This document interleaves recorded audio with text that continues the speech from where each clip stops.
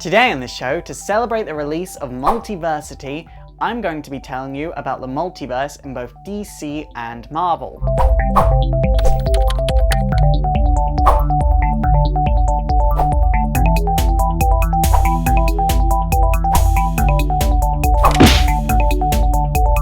So the multiverse, it's a very big concept, and unless it's written well, it can be very hard to understand.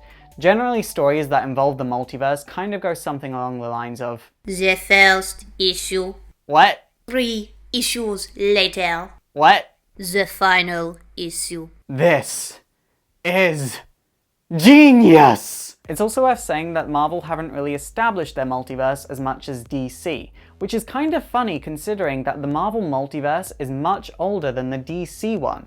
The Marvel Multiverse first appeared in Motion Picture Funnies Weekly #1 in 1939. The DC Multiverse actually first appeared in Flash #123 in 1961, making there a good 20-year age difference between the two. Because it's kind of less established and therefore there's not as much to go over, let's start with the Marvel Multiverse. Now in Marvel, Earth 616 has been designated as the mainstream continuity. Now in Marvel, it's quite hard for beings to travel through the multiverse. I can only think of a handful of occasions where characters actually have done so. Generally it involves something like the Astro Gods, or accidentally moving across time, or one time Wolverine went back in time to defeat Ultron, and then when he tried going forward in time, space-time broke, so beings from different parts of the multiverse were shot across the multiverse as well. Now here's where it starts to get a little bit tricky. Marvel has dimensions, which are like pocket-sized universes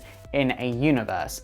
So it's got dimensions in universes in the multiverse. That's not too hard to get a grasp on until you realize that the multiverse is just a small part of something called the Omniverse. So what we have is dimensions in universes in the multiverse, which is in something bigger called the Omniverse. Now how each universe is made is kind of up for debate. Now we've seen characters travel back in time to erase a future, and that's it, that future is erased. Other times we've seen characters back in time to try and erase a future, but instead that future becomes something called a point of divergence, where that future becomes its own universe. So obviously that adds a universe into the multiverse, and then that's not the only way universes are made. Sometimes universes just appear, and they've always been there apparently. So we have no idea how each and every universe is made in the Marvel multiverse. And then this is something that rings true for both Marvel and DC. There's something called possible futures that exist in every universe in the multiverse. The most popularized possible future is probably the Batman Beyond possible future.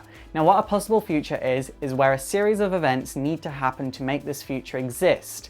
And these series of events can still happen, so this future is still a possible future. When these series of events can no longer happen, that future is erased. As things stand at the moment, because we've had such a good look into the Batman Beyond possible future, and because Batman Beyond is kind of in Future's End at the moment in DC, it's fair to assume that we will never see the Batman Beyond possible future be in the mainstream DC continuity. It's just a general rule, you don't look into the future and then make it the actual continuity. That's kind of like giving spoilers for your own fictional universe. It just doesn't make sense to do. So now onto the DC multiverse as a whole. The DC multiverse. We talk about it a lot in my videos. The DC multiverse is so well established that it can actually be explained by dividing it up into 4 simple sections. You've got the pre-Crisis multiverse, which was destroyed in the 1980s in Crisis on Infinite Earths.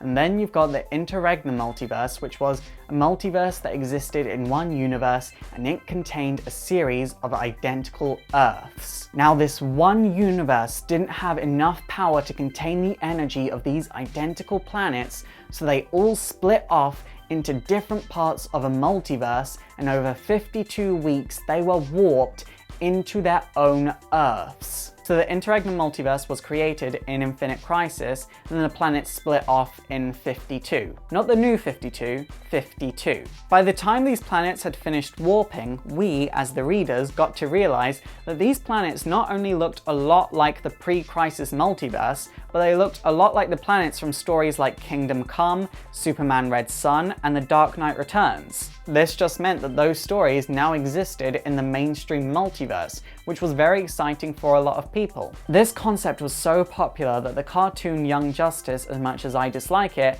actually took place in the mainstream multiverse. But then Pandora came along and decided that she wanted to merge the Vertigo universe, the Wildstorm universe, and the DC multiverse together, resulting in a brand new multiverse, essentially erasing Young Justice, Kingdom Come, The Dark Knight Returns, Superman Red Son, and all of those stories from existence. So now in the New 52 multiverse, we've seen very little of it. In fact, we've only seen Prime Earth, Earth 2, Earth 3, and Earth 23. That's kind of why Multiversity is being done, because we haven't explored this multiverse that we know is there. Then issue number 1 of Multiversity came out, and it was indeed confirmed that Young Justice, Kingdom Come, all of those fantastic stories that so many people loved, indeed are just Elseworld stories once again. So not only did we lose parts of history in the mainstream universe, we lost whole planets in the multiverse. So the New 52 did come at a huge cost. But rather than looking at the negative side of things, look at the positive side of things.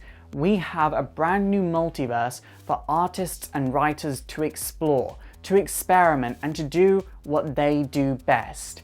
And isn't that really an amazing thing? I'm probably going to be doing a history of the multiverse at the end of Multiversity, but I'm also going to be doing a very in-depth video about Multiversity as well, because this comic is deep. It has so many hidden meanings that so many people are going to ignore, and I just want to throw them out there for people to realize, like how I did with the Flex Mentallo video or the Death videos. So as you can imagine, DC's multiverse is kind of hard to explain in a video like this. Like, I was barely able to scratch the surface today. It's super effective! Okay guys, that is it for today. What do you think of the multiverse concept? Please let me know in the comments down below. And also don't forget to thumbs up and subscribe if you'd like to see more understanding videos. And also don't forget to like me on Facebook, follow me on Twitter, support the show by checking out my Patreon so I can make bigger and better videos when we hit that A-list character goal, and subscribe to my gaming channel. My name is Faust, this has been Exploring Comics, and it is super effective.